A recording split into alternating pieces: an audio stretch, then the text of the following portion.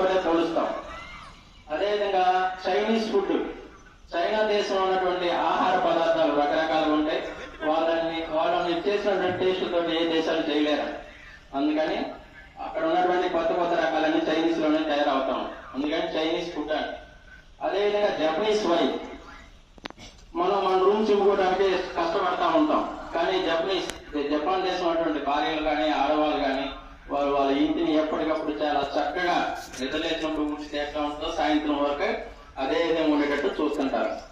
అదేవిధంగా Indian soldier, ప్రపంచంలో ఏ దేశ సైనికుడు చేయలేనటువంటి గొప్ప పోరాటాన్ని ఒక భారతదేశ సోల్జర్ గా భారతీయుడే చేస్తాడు. కాబట్టి ఇది మన దేశంలో ఉండటం ఇండియన్ సోల్జర్ గా అనేది మనం ఎంతో గర్వించదగ్గ విషయం. ఇట్లా ఈ 4 ఎలా చెప్పుకుంటున్నామో, American dollar, Chinese food, Japanese wife, Indian soldier, ఈ విధంగా చెప్పుకుంటున్నట్టే మనం కూడా కనీసం మన మండల స్థాయిలో ముక్తేశ్వరం స్టూడెంట్ అనేటట్టు చెప్పుకోవాలి.